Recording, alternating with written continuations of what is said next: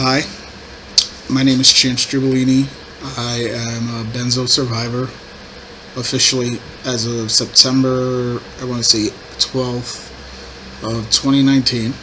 I had finished taking benzos. Um, if this is your first time coming to this channel or seeing my videos, thank you. I would assume that the only reason that you're excuse me, watching them is because you or somebody you love is going through benzo withdrawal, which I can say my heart's with you, and anyone who's dealing with it in any facet, relative, severity, or otherwise. So I've been trying. Let me just give a quick catch up because this is this is better than a camera phone. I don't look great. This is like my workstation, my new workstation. A lot has changed, and I think a lot of it's relevant to show that people, get over this shit, because obviously I look way different than when I did these videos like two almost 3 years ago. So I tried doing a few videos. I tried doing one in this September that just passed was 1 year. And then I tried, and just things kept happening. Things were crashing. And it just, I don't know. It just wasn't right. It was weird because I did it like 2 or 3 times over like the course of maybe like 4 or 5 months. And every single time that it was something happened, like the files crashed. And I consider myself, technically like literate, it's what I do, for a living. And anyway. So this is a long time coming, is what I'm saying. It's long overdue, and I got so many messages, months now, years after I was over with benzos, and I always told myself, I was like, man, it's really important that people come back and tell their story, like to people, because a lot of people don't think they'll ever make it. A solid amount don't make it, and I did that. I said, you gotta talk about it. But on the inside, I remember always saying, man, if I could have the chance, I would never talk about it again. It was the worst thing ever. It changed me permanently. But all those things aside, the best part about this situation is a lot has changed. And let's start with how it went, the benzo. So I was on it for years. I think a total of 7 years. I started on 40 milligrams of diazepam a day, prescribed by a doctor. And I was on that for about 4 years. And then 4 years in, I had like an issue with cold turkeying when I moved into a new state and couldn't find my doctor or a doctor to prescribe me medication. So I was switching to like street bought Xanax and stuff like that. And when I finally was able to find a doctor, like a few months, like maybe 4 or 5 months later, they put me back on at 20. They asked me if I wanted to do 40, and just something in me was like, no. I don't. Like I felt like it was an out. After that, I was living with somebody I wasn't a fan of at the time. I was in basically an abusive relationship. When I left there, after recovering with the diazepam and stuff, my life just spun. Like my life spun that summer, and it did not stop spinning in just horrible places for almost 5 years, 4 years, and a lot of it had to do with benzodiazepines. Anyway, I digress. I ended up living in one place and then living in another. It was like a couch surfing, and had no stability, and there were so many contributing factors that I had no idea. I wasn't taking care of my OCD. I thought I was, but I wasn't. My health was terrible. My brain, the OCD was the worst part about it. And then the benzos, I wasn't taking them seriously. And I was breaking them apart and whatnot. Abusing alcohol. It was lonely, and I was in a really bad place, mentally, and let's just say a very uncomfortable place physically. So one day I just tried stopping it when I was at my most depressed. This was like the beginning of winter 2018, and I just one day I went into a detox. I knew it wasn't the right thing to do, And when I got out, that's when it all started. I left the detox like 2 or 3 days. I was like, this is not how that works. Like, you don't get over benzos in 7 days. It's fucking stupid. I'm going. And then that's when it began. That's when the videos began. I had like a ego death episode where I sitting on the computer in the middle of the night. My cousin's sleeping. I was staying with him at the time. Still with him for like 2 years because of this shit. And hold on to your friends and family during this. Anybody who cares, because you're gonna need them. Anyway, and I had this weird episode where like everything felt like it died, reality died, and it turns out it was derealization. And it took another month to find a doctor. I was getting Xanax here or there. I was in bed. I was losing my mind. I couldn't go anywhere. Couldn't do anything. It was just horrible. Everything was just depression. I could not focus on anything. And then when I was finally able to stabilize,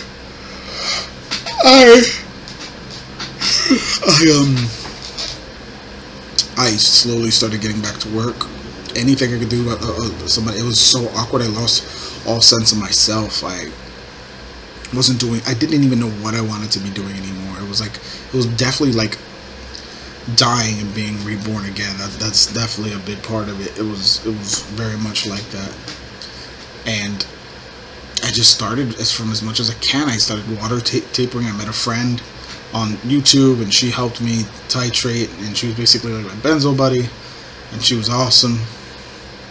And we got each other through that part, and she showed me how to titrate properly.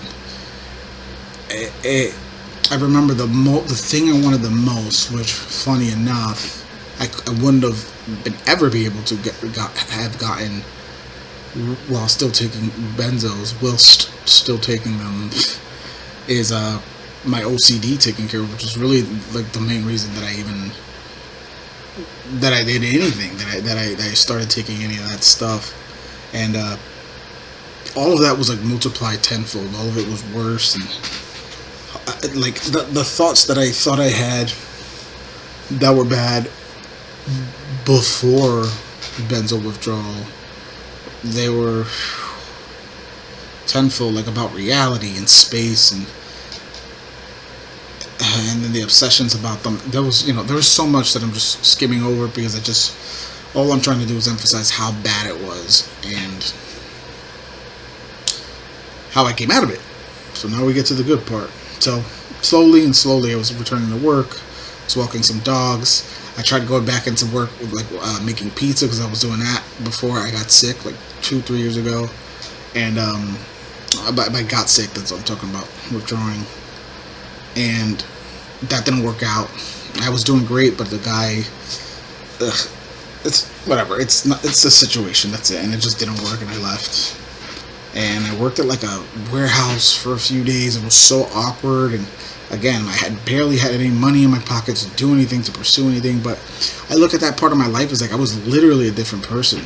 Like now my entire life is dedicated to like learning something, holding things in my brain, expanding my memory, my knowledge. And back then, especially when I was crawling back to the world of the living, I couldn't even imagine I'd be taking the proper medicine that I am now, or that I have my own like workstation, like that I'm doing the things that I'm doing that involve like brain power and strength and calm. Looking back to those fucking shitty little pills that fucked my life for so long and did what they did those 2 years where I started doing these videos and my other videos. And enough of the negative shit. I recovered fully.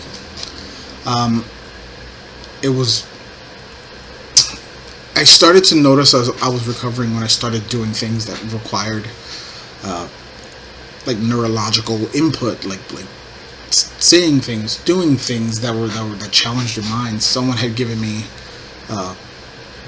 like an insider wink wink about this head neurosurgeon at a hospital. They were sitting at lunch, and somebody had, they were talking about benzos and how they were going through these benzos, because the person also works at the hospital. They're not a doctor or anything. And he was like, I can't believe those are still legal. He was like, they just ravage people's brains. And he was telling him about it, and this neurosurgeon was like, "Oh," he was like, "It's like a miracle drug is like learning an instrument, like something new like that. It'll your brain because you're forcing neuron connections, and that like nourishes everything else to create what we want, which is neurons and GABA. And doing that is just like your brain just lights up, and it could get to work again, making GABA move around, which is the thing we need the most when we're on benzo withdrawal. So I took that to the heart, took that advice, and I was like, yeah, I was like, like fuck it. Like, I've always wanted to play guitar. I was 29, I'm 31 now. I said, fucking, let's get this shit rocking, dude. Sorry, I keep saying this.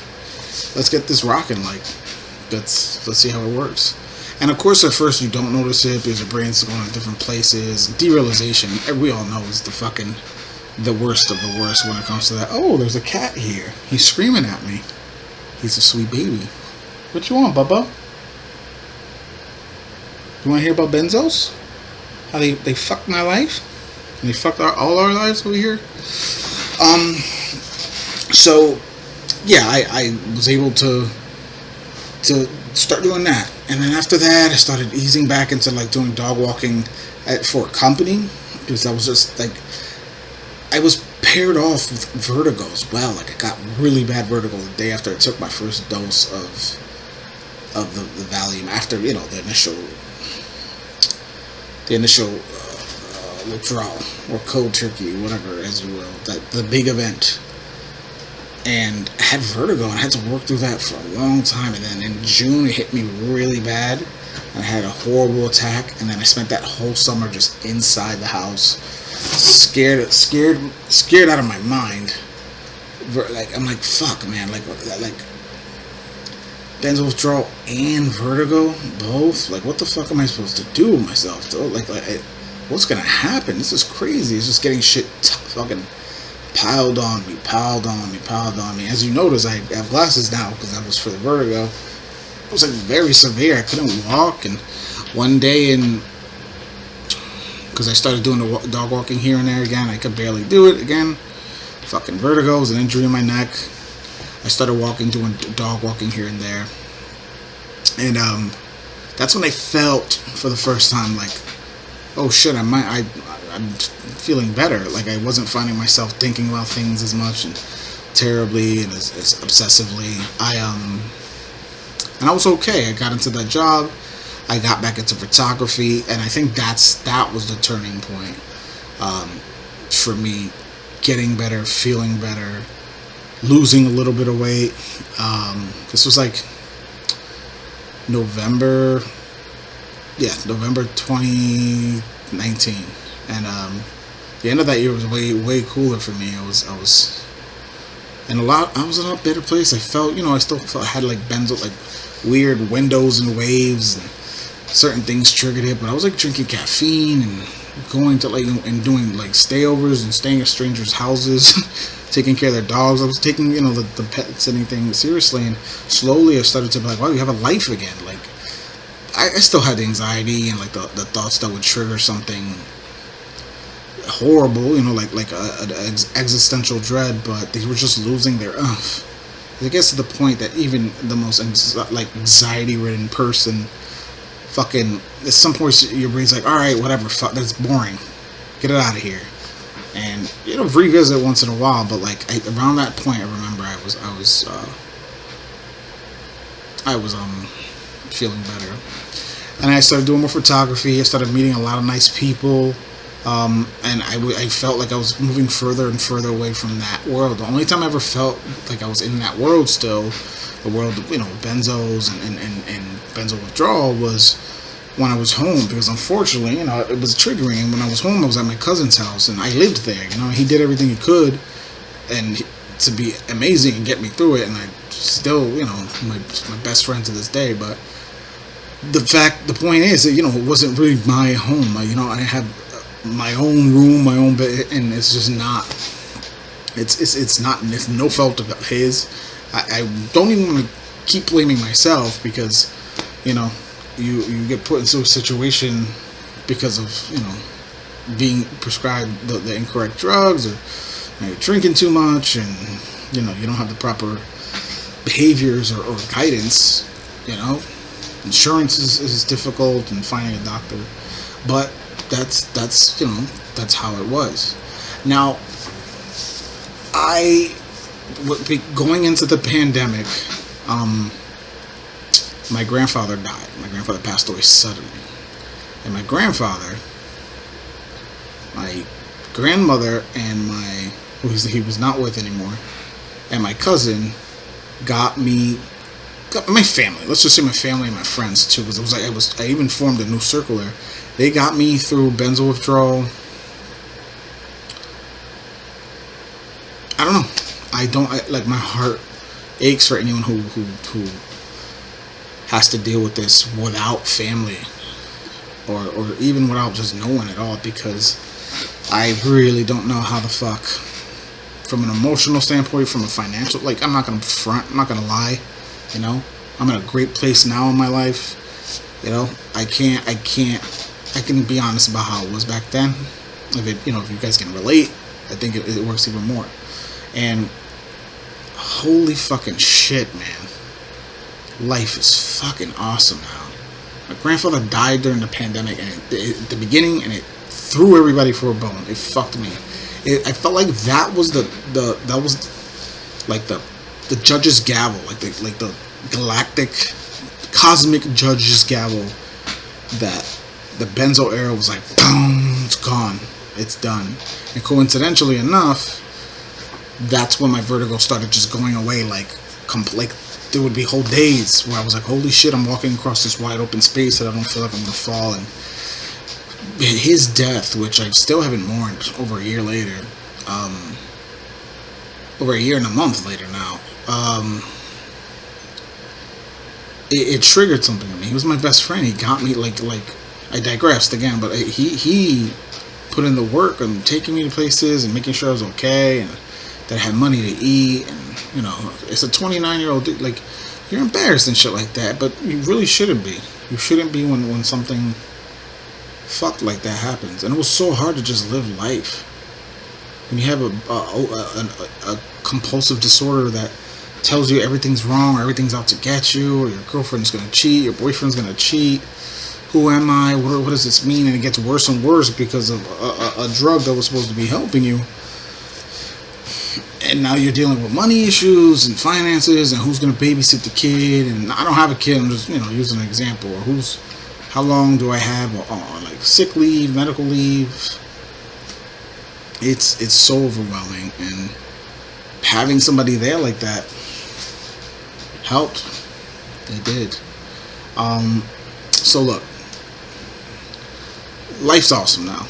I moved out like 2 or 3 months into the pandemic, and I lived the pandemic life. I met a woman that I love, and she's one of my closest friends and my partner, and she understood everything about it. I told her, and during the pandemic, she was my pandemic buddy, and we took care. We covered our faces, and we were, cute as buttons. The unemployment thing was on, so I was on that, and that was that. Staying home, and she's immunocompromised and stuff like that. And I lost a bunch of weight during it. And then I gained a little bit back, and I'm losing a bit again. And it was look, I'd hate to say that, like, the opportunity. I'm just finishing up before I start reading some questions that people had. It was an opportunity to just be reborn. It really was. Like, I can't imagine what it would have been like. I easily benzodiazepine withdrawal. It's like some type of. If you're not spiritual before that motherfucker, you will be after in some degree. And when I'm saying withdrawal, I mean real withdrawal. Like, you took it for months, years at a high dose. I say like 2 years. Those are the people that I found myself stumbling upon the most in conversations and shit like that, in groups. And it's not saying it'll convert you to Christianity or to faith, but you will have an understanding of how not in control you are, and how you'll probably never be in control, but you do need to respect what you can control, because it fucked my mind. in some horrible yet beautiful ways. And since I know right now a lot of people are like, oh man, I don't want to hear that I'm going through. Trust me, it's gonna happen. When you're done, you will look back and go, I can probably do whatever the fuck I want now with my life. It's crazy. I just look back and I'm like, I was in such a shitty place for years. Not just during that, but for years. Like literally from 20, I want to say 26, yeah, for some 26 to 30. Like just like that, boop. Those 4 years were I never thought I was gonna. It was like I didn't even have them because of this drug and the problems and like taking care of your health, working out your brain. Your life's gonna come back to you. I promise you, it is. Everything in your mind and in your brain and in your body and in your nervous system and in your heart, if you believe in that sort of thing, and in your soul, if you believe in that sort of thing, is telling you right now, nothing's gonna be great. Like the actual chemical system that your brain uses to tell us that, to calm us down, to send out that, oh, that's not who I thought it was. I'm okay. Oh, it's not a dog that's gonna bite me. It was a bag of garbage or something. That whole system that calms us down is like running at like 12%. And if that system isn't there, you're popping the whole time. You're popping. Everything is scary. So, of course, you're gonna experience that cycle of shittiness. And if you find something that makes you feel better during it, because to me, I did not entirely better, but that got me through it, was comedy, laughing. Even if it was strange or made me feel, like a strange sensation, laughing while I was suffering so badly. There was a part of me that was still very much human, and I made it out. This last 20 minutes or so, all I wanted to do was explain what I was going through, and and just emphasize that I promise you're gonna get through it. You're doubting. Oh, is the illness me? Is the illness that? Is it the anxiety? Is this thought this? Is that thought? Is it that med? Is it this? Because a lot of people on different medications are tapering different ones. Did I do a cut too big? Everyone's doing it in different ways, with different doctors and different meds, with different mental disorders at different times of their lives. So it's all going to be confusing and scary, and you're going to ask all these questions. But the best thing you can do is do the things that you know are good for yourself.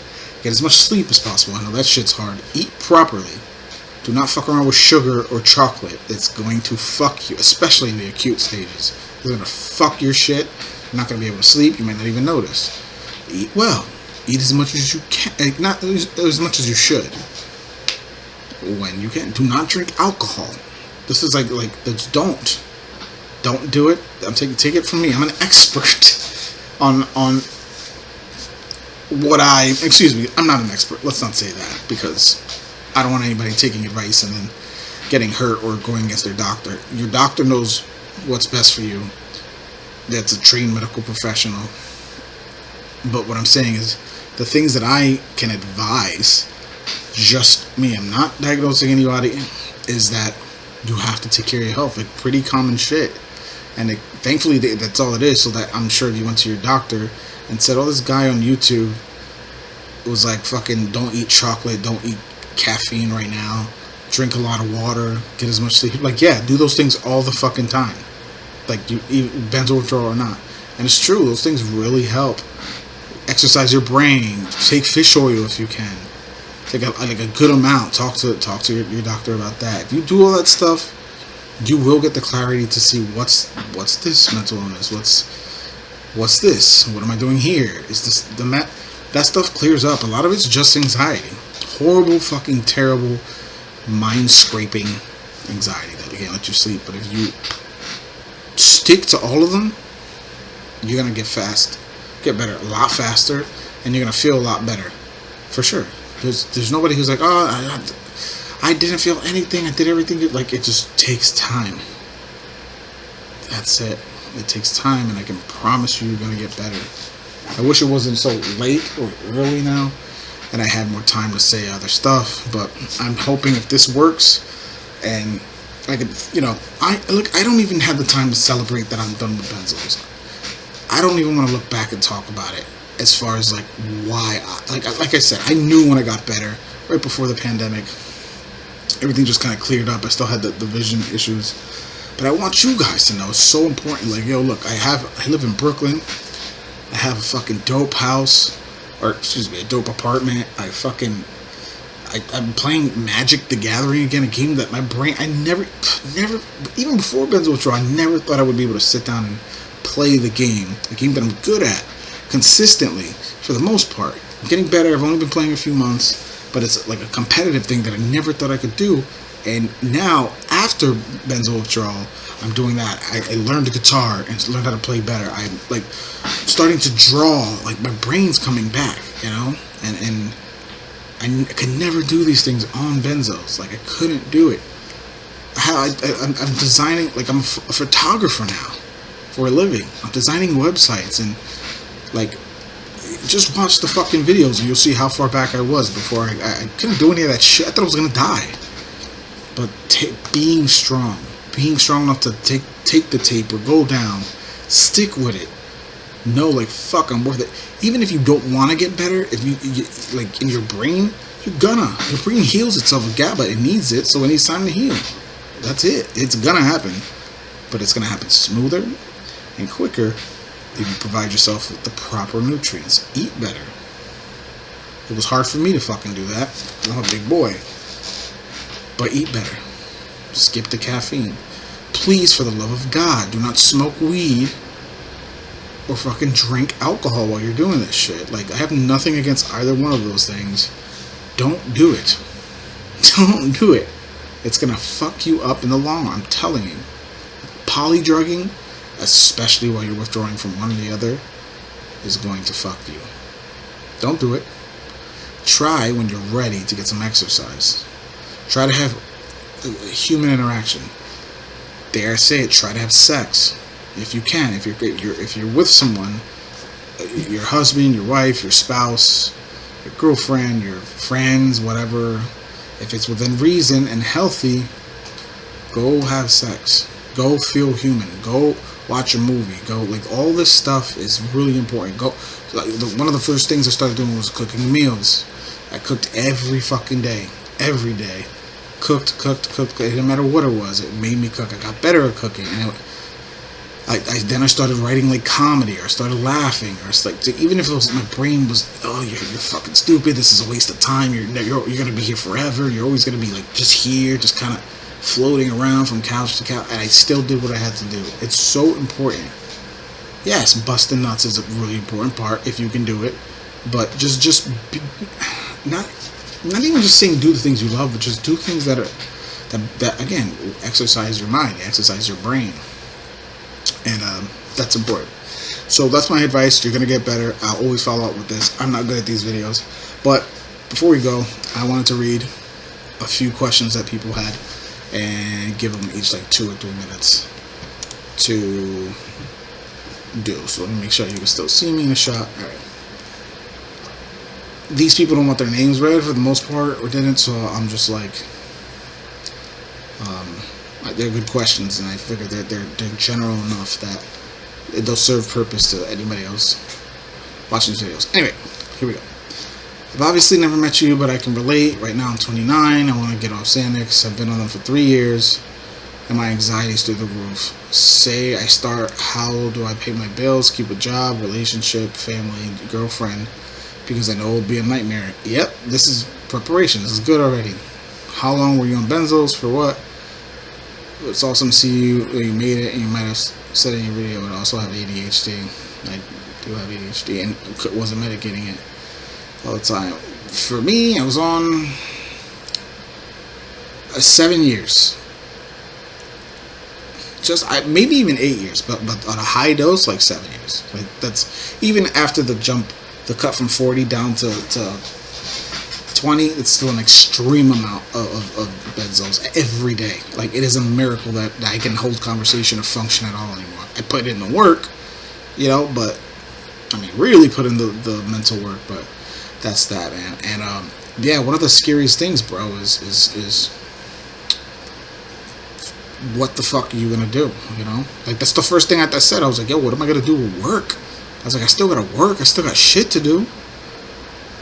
And I just think, like, again, I you have to make sure that you're in that place. You have to. It doesn't matter if you did it on purpose, if you were abusing Xanax or getting it from a friend on the streets and partying, or a doctor gave it to you. Like, the point is, you're withdrawing. It's coming, and you need to figure shit out. And sometimes you don't have options, but all I can say is do your best. Do your best. It didn't work. I didn't have money. I had family bringing me chicken and, you know, meals to cook and stuff like that, and a little bit of compras, we say when you're Hispanic, a little bit of groceries, and my cousin being a fucking saint, dude. Like, that's it for me. That's the only way that went about. But it is important, man, that first of all, so I read everything else. I really hope this was like 2 months ago now. Yeah, 2 months ago. And I apologize for making this late, but try your best, man, to remember all those things. To remember the relationships, to remember your mom, your dad, your grandmother, your grandfather, your girlfriend, that job. Try to remember that. Because I think, yeah, you said you were on them for 3 years. Try to remember that this had to happen no matter what. Like, no matter what. And if it didn't, I would bet my last fucking $10 that you would have lost your life. Whether you mean physically, isn't like you would have spun out, or you just would have kept sinking into further dependency and gotten a car accident. Because everybody has their reason for wanting to get off, and you have to remind yourself that why the fuck that I knew for me, I was like, yo, I don't ever want to get caught somewhere without my meds and just go into withdrawal. There was things that I couldn't get up on stage or talk to girls or any shit like that, and I was like, I don't want to stop doing drugs. I also haven't drank alcohol since before. It's been like, it'll be 3 years, I think, in November, which was right before it. And yeah, I just made that choice, and you have to do. Why do you do it? Why are you doing it? You doing it for them? You're doing it for yourself? I remember what I said when I was in bed and I was talking to my friend Elizabeth. Shout out Lizzie. Shout out Ruth. Shout out gang, all of you guys. Fucking Ren, Andy, Aaron, all you fucks. Like, people who helped me out like a lot in the last year or so because of the aftermath of all this shit. And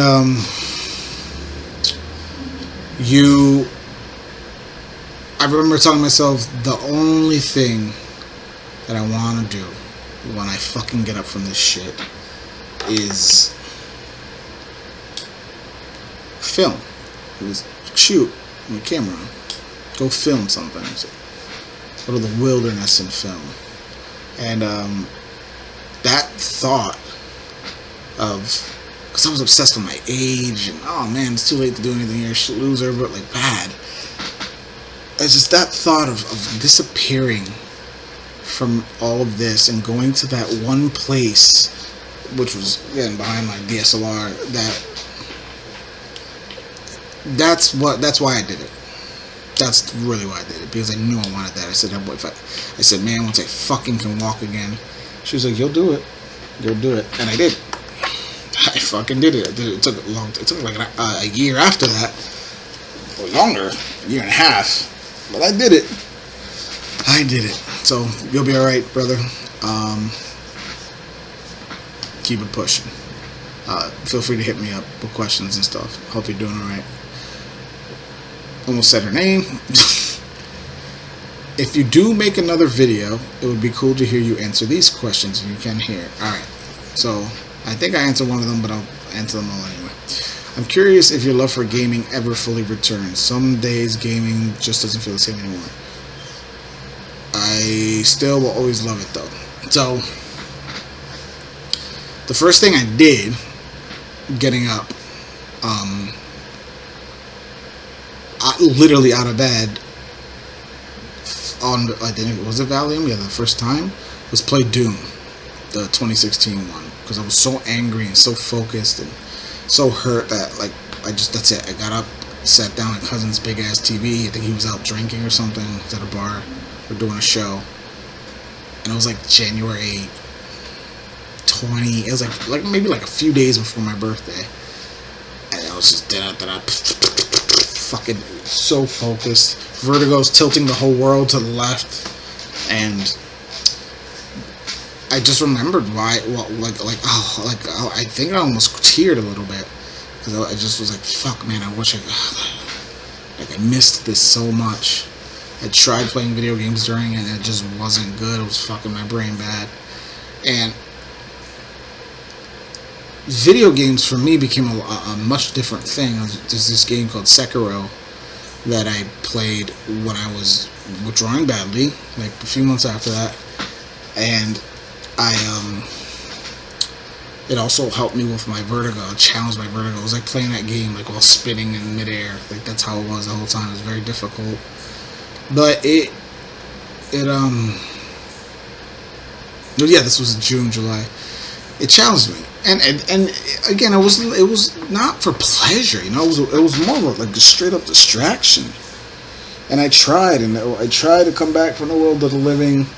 I wanted to know what I wanted to do in my life and this and that, and I wasn't sure who I was anymore. And playing video games reminded me, like, you want in some degree to do art, you know, like however, for profit, for for fun. But that was my love for gaming. Never went anywhere because of that. I stopped playing games for a while because I was busy. Actually, recently, because playing Magic the Gathering, I I barely touched the video games, but I just started again. As me and my partner, she likes watching me play Resident Evil 7, so we can get ready for the 8th one. I kept telling her to play, and she's not a big gamer herself, but she loves it, and it's kind of like a good way of it going together. And that's really it. My love for gaming. I don't know. Here's the thing. I think I answered this here. Let's see. Yeah, it came back, but I just don't play as much as I used to. Like once in a while, I'll find a title that catches my eye, and I'll drop like an hour or two into it.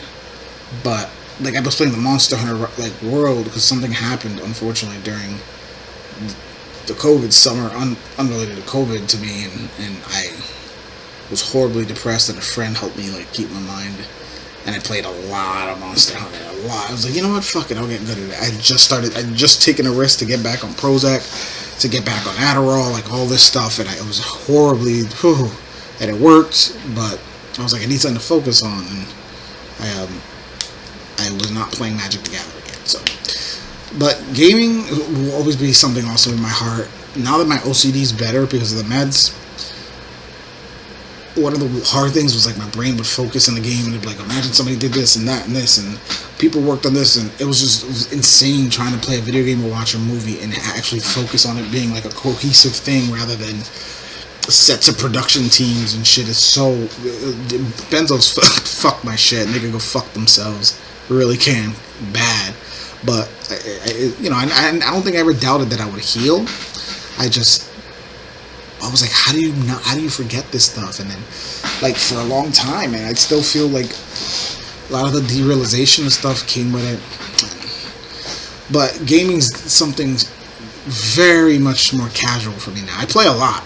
Like, we played for, like, 3 hours today, and that's not crazy. I mean, considering we have shit to do, that's like, I play competitively now. And, she's got like her health problems, and she has to take care of those. We have the house to take care of. So, yeah,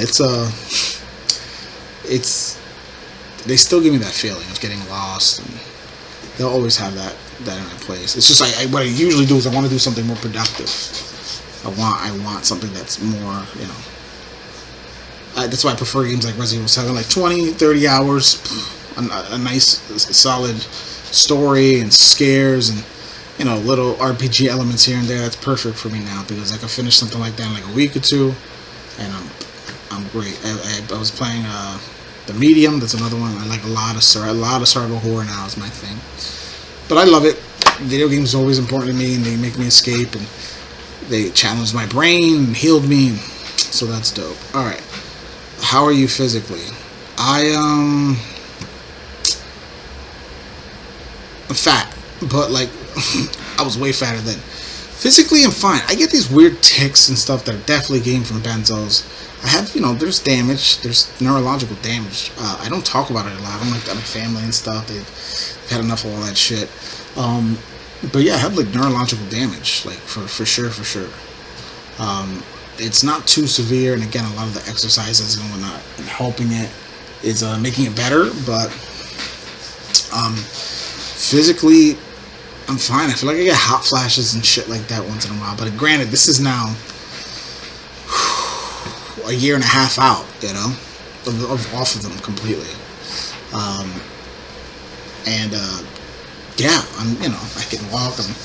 I'm alright. It's just overweight because of the pandemic, and then I lost weight, whatever. But yeah, physically, I still feel very much like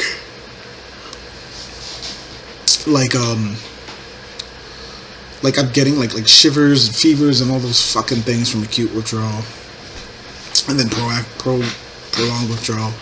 But I don't know. I think it just might be me, which is good. But that's a testament to how it is. The health anxiety was the worst part about it for me. Always thinking I had cancer. Always thinking I had fucking something's wrong with my penis. Or like there's always something horrible with my fucking stomach, because there was something wrong with my stomach. Nothing serious, and it's a testament to how much I've changed out, because now my girlfriend's trying to get me to fucking go to an urgent care, and I'm just like, I don't want to. When back in the day I would have already been there 5 times, during the Benzo-Free, thinking that something was wrong with me. And it's crazy just being able to nonchalantly. You just don't want to go back to any of that. And I'll talk about that probably by the next video. It's like people not wanting to talk to people who you're done. When you're done with this shit, bro, you're done. It's not like anything else where you want to sit down and this happened to me here and that happened to me there, and I remember, and it was so like, no, if you went through something like that, you don't want to talk about it for the most part. Like, it's even with people who have also. And a lot of people get mad. They're like, oh, where are all the people that got better? They're there. You don't hear a higher suicide rate among benzo. They're there. They're done. They're happy. It's such a long, arduous, cold,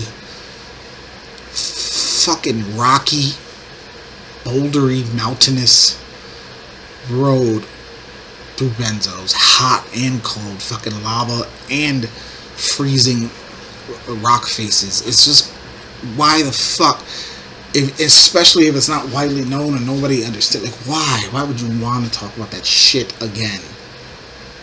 Why?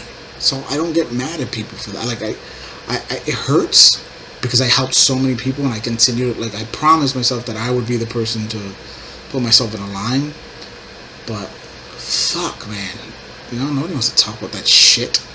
And if somebody does, that's an angel, and you need to respect that. And I still think more people need to take time and go, look, I hate this shit. I don't want to talk about this shit. Doctor said it. I 100% have PTSD from it.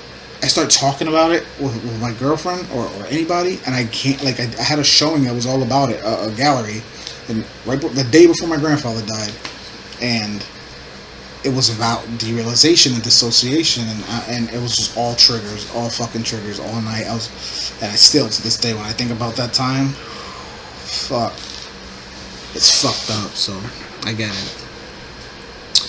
Do you have any remaining physical symptoms? Nah, not like I said, not this far out. I really I get these like weird, like when I'm sleeping, I'll like do a quick, I call it like a sleep pop. Like, I'll do something from in my dream, like grab something, or fucking, like, in my dream, I have binders. Not in my dream, but in real life, I have binders for to hold the trading cards, the magic cards. And I had just finished, like, organizing them or whatever. And in the dream, it fell, and I was like, oh, I got that motherfucker. And I really did it. And she was like, what the fuck? This was last night. And I'm thinking that that's a contributing thing with benzos because I did shit like that when it started up. So it was scary. It was definitely scary, but for the most part, I don't know. I had this really severe, like, low grade fever, and I say severe isn't because it was like prolonged. And I would get sick and stuff, and I was like, this has got to be benzos, but this is too far out for benzos. This was like maybe a year ago, more. I was like, fuck, man. They thought it was sleep apnea. Check for cancer, not cancer. Check my butt. They found like some type of thickening of the colon wall, but they said it's just from being fat. So that, I mean, that's better. And they could have, yeah, man. So I thought that might have been it, but that shit went away too. It's like my body reacts very differently. This is for benzos, to like a fan or like a sudden burst of cold or heat. Like I'll just immediately feel like I'm gonna get the flu, and then they'll usually go away if I don't pay attention to it. But like it's just strange shit like that, man, because if it's fucking with our computer, like our headquarters, no pun intended. So it's gonna make sense that even down the line, there's gonna be some parts of your brain that are still trying to figure shit out. Like, how does that work again? Does he get cold when does he sneeze when he gets itchy? Doesn't know. It's it's a neurological thing. How are you mentally? Can you remember things like you used to? Oh, okay. So this is a really good question. My memory came back fully. I didn't think it was gonna. It was a lot of it was anxiety based. My anxiety, my brain definitely came back. So it was fucking dope. I remember, but it came back when I started to kick it in. Like it was there, and it was like challenging again, like Magic the Gathering. You have to remember things. You have to remember a lot. You have to think a lot. I'm telling you this as in you have to think a lot. I'm not just saying just in the game. And you have to stimulate your brain. It's a muscle, just like everyone says, and it's no joke. It's not an exaggeration. If you're not fucking using it, like, how do you expect to get better? Like the physical therapy, like when somebody fucks their arm or hurts their leg or it sprains a muscle severely, and they have to work it. They have to train it to do it again safely and slowly, and go hard, and then eventually the leg or the arm or the limb or the joint works again properly because it was repaired by the body and the brain relearned the way that it functions. It's the same thing with the brain, dude. Your memory, you have to challenge it.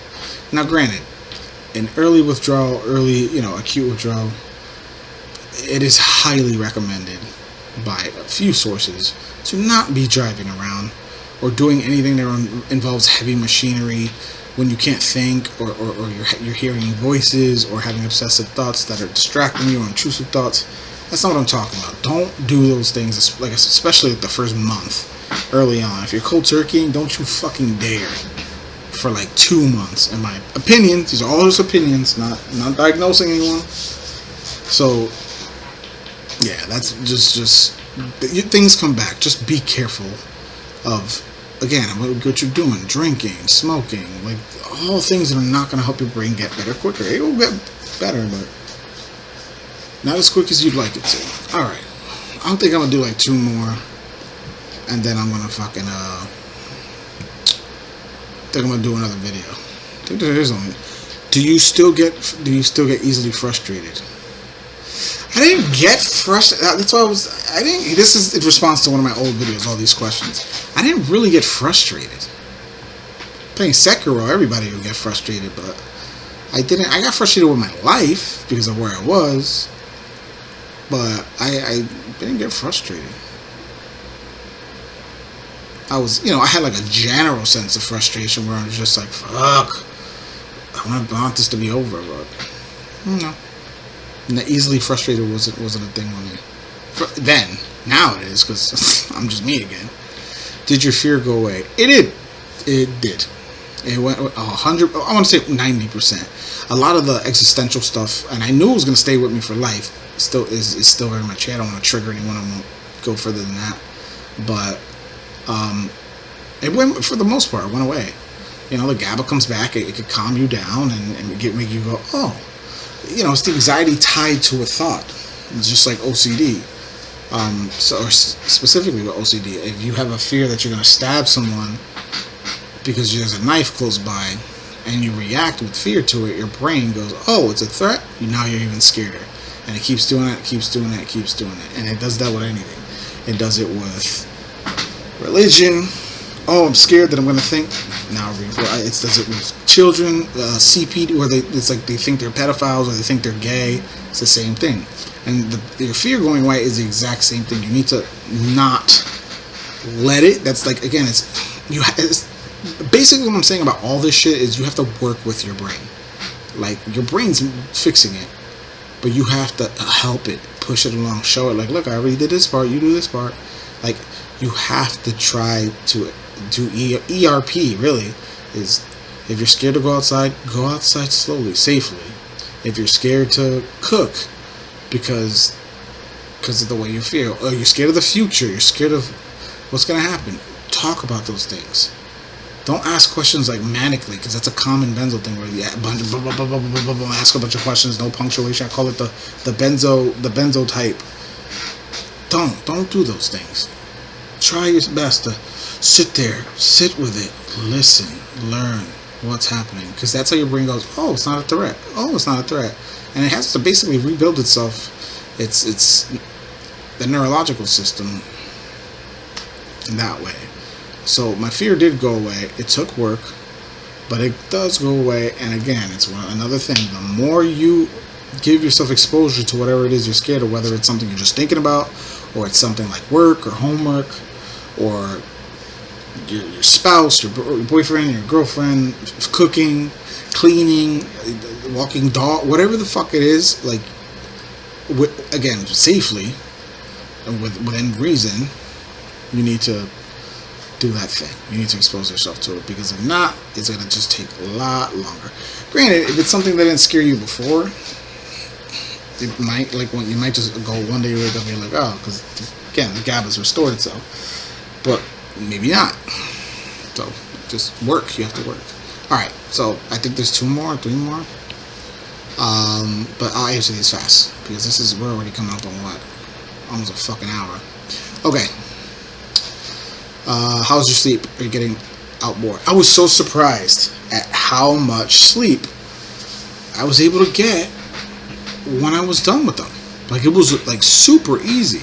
But then something started happening where I felt like I wasn't sleeping. I thought it was sleep apnea, like I mentioned earlier, because I would sleep through the night, but I was like, my cousin, and then my girlfriend. She was like, well, she wasn't my girlfriend at the time, and she was like, the fuck, like, what, you you sound like you're gonna drown. But generally speaking, like, after that and before that and even during that, like, I slept so well. I remember that being like one of the only things this dude in Detox knew about it. He was like, yeah, it's gonna suck to sleep, but fuck it, man, give up your 20s for your 30s. I was like, what are you talking about, fool? Anyway, I slept fine. I sleep okay. Now I'm actually having worse sleep because I take Adderall.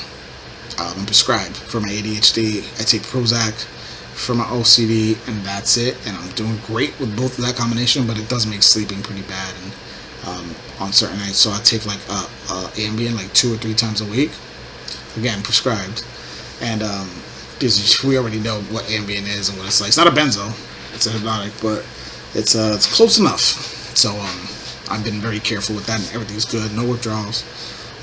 But generally speaking, and again, the reason I'm having trouble sleeping now is entirely unrelated to that. I was sleeping fine, and I was getting out. Yeah, are you getting out more? Of course. The first thing I did was like, bro, get up and do shit. The photography did that for me immediately. Get up and get out. Granted, the pandemic was, on the bookend of it, but for the front. So, there wasn't a lot of getting up and doing shit, but I was still allowed to walk around with my camera, and, it was... I got on a plane like a month ago to go to Puerto Rico, dude, Vertigo. Oh, and granted, I also got on one in the March and during the benzo withdrawal to visit my dad. It was like such a different time, such a contrast to the kind of person. It's fucking wild, like the way I felt going over there then. Coming back now. So yeah, I'm getting out more. I do a lot of walking. We go on walks every night. I live in a really nice neighborhood in Brooklyn. I work at home on my computer. I finish doing designs. I do card stuff, and then we go for a walk. Or at least we try to. Now it's getting warmer, so we do it again. And it's important. Anything that's going to help build your body and fix your body is important. So keep it rocking. Looks like we're almost done here. Did you get benzo belly? How long does it take to get back to normal? I got it. Not from fucking withdrawal though. I got it like just from the benzos. Like it was horrible. And my that's one part that I will say. My stomach is still fucked from benzodiazepines. Still, it's like dry. Like my bowel movements are terrible. I have to eat very well, and then things are okay. I'm not like in agony all the time. The doctors are pretty sure I have like some severe like diverticulitis or IBS or something. But no doubt that fucking benzos did it, because oh god, just screws your stomach. That strips all of the good bacteria away and stuff. But the good news is nothing like it was then. Like it's way better. So I'm sorry if I'm not looking at the camera. I'm like refreshing my memory reading. Yeah, it's like way better, significantly. Yeah, and again, it's just you're active. I don't want to talk your ears off with shit you already know. Eat fiber, eat better. Even if you go back to eating shitty and pizza and candy and chocolate like me, you just make sure you have a plan as far as like, okay, but I just ate a big salad that was just a salad, a little bit of lemon juice or something, and your stomach will feel better. Your stomach will be like, thank you, it's a lighter workload. I like to like eat something, whatever, even if I'm eating pizza, and have like salad between, help fill in the spaces and shit, so it'll work. And yeah, so to go back to normal, I want to say 6 months, 7 months for me to go back to.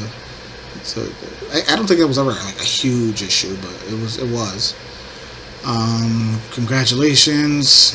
Thanks for sharing inspiration. Awesome, thank you. You're super sweet. And the fuck is that? Anyway, I might edit this video. I'm not sure because. That's it, man. It looks like those are all the questions. I think this might be my longest video yet. It was really nice talking to you guys. I got this beard going on, this crazy hair that I was thinking of cutting, but I don't know, because it's getting hot. But I'm healed. I'm happy, you know. I got a nice messy place right now, but I can't believe it. Every day, I think like just yesterday I was telling my girlfriend, I was like, yo, I can't fucking believe, because she didn't know me back then when I was doing withdrawal. I was like, I can't believe that this is that it's done, you know. Like my life has it's been 2 years now. Yeah, 2 years. And I think about it every day, man. Every day I think about benzo withdrawal and what that benzos and what they fucking did to my body and what they did to my life. And I would never again. Hope everybody's okay. Benzos will suck one. You're gonna get better. Literally, it's like a statistical fact. You're gonna get better. Just do what you have to do. Listen to your doctors. Try your best to taper down slowly. And you know, that's that. I don't know if you guys want to see this thing here I found. Oh, his name is Rai Rai. He look mad. He like, yes, Benzo's bad. Oh, he's so soft. He's just the softest, sweetest cat. Alright, y'all. I'll be back next time. Probably try to do this every week. Peace!